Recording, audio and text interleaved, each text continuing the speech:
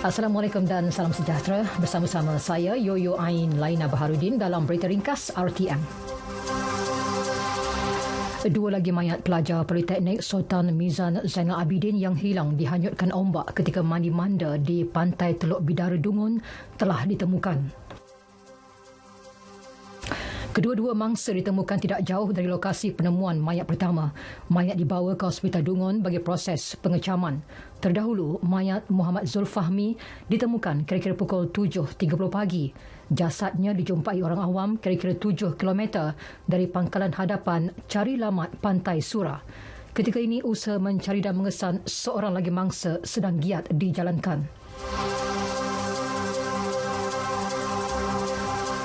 Syarikat konsesi Lebuh Raya Plus masih mempunyai dana yang mencukupi bagi melaksanakan kerja-kerja penyelenggaraan. Perdana Menteri Tun Dr. Mahathir Mohamad berkata, pengurangan kadar caj tol sebanyak 18% di Lebuh Raya itu tidak akan menjejaskan syarikat berkenaan. Beliau yakin penurunan kadar caj tol akan meningkatkan jumlah pengguna di Lebuh Raya tersebut.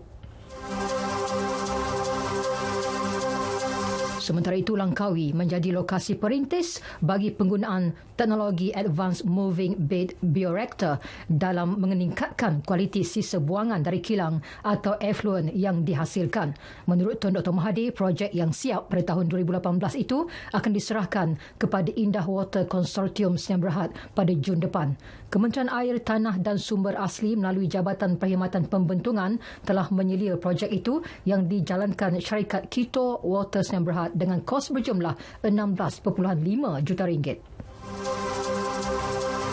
Sebanyak 103 kes cubaan seluduk berjaya dipatahkan pasukan Gerakan Am PGA Brigade Tengah sepanjang tahun lalu. Ia melibatkan nilai rampasan 14.2 juta ringgit. Komander PGA Brigade Tengah SAC Muhammad Abdul Halim berkata, dalam tempoh itu 424 orang ditangkap, membabitkan 79 warga tempatan dan 345 warga asing. Kesalahan dilakukan bawah Akta Imigresen 1963, Akta Kastam 1967, Akta Dadah Berbahaya 1952, Akta Anti Pemberdagangan Orang dan Penyeludupan Migran 2007, Akta Membaharui Undang-Undang Penghapusan Samsu Gelap, Akta Perhutanan 1984-89 serta Akta Perikanan 1985. Beliau berkata demikian dalam sidang media di Ibu Pejabat Polis Daerah IPD Tangkak, Johor.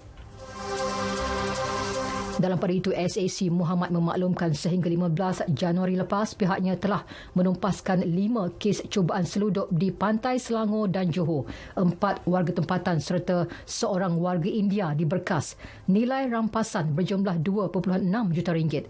Ia melibatkan kesalahan bawah Akta Kastam 1997, Akta Hidupan Liar dan Akta Bahan Letupan. Lebih banyak usaha perlu dilakukan untuk menyelenggara hospital dan menaik taraf hospital awam. Ia dapat membantu warga kerja hospital memberi perkhidmatan yang lebih baik kepada pesakit. Demikian menurut Pengerusi Pertubuhan Ikatan Komuniti Selamat Tan Sri Lilamtai. Beliau bercakap kepada berita RTM.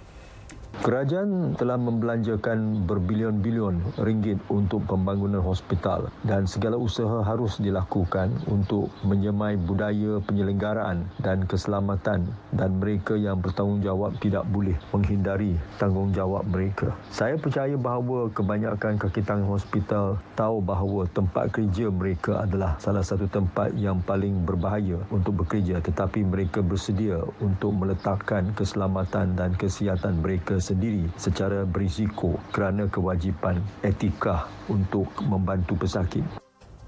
Tan Sri Lamtai. Beratus-ratus pendatang dari Amerika Tengah memasuki Mexico melalui Guatemala dalam kumpulan kecil.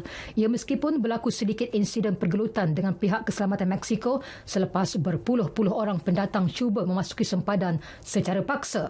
Menurut pihak berkuasa Guatemala, kira-kira 4,000 pendatang memasuki negara itu sejak Rabu lepas.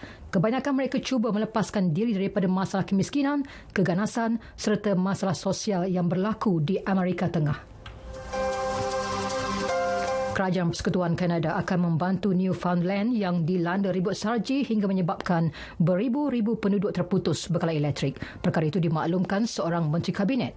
Salji setebal kira-kira 76 cm menyelubungi St. John, ibu kota Newfoundland, sehingga menjejaskan operasi di lapangan terbang antarabangsa St. John. Sekian berita yang disunting oleh Hayati Afandi dari Pusat Berita RTM. Assalamualaikum. Sayangi Malaysiaku.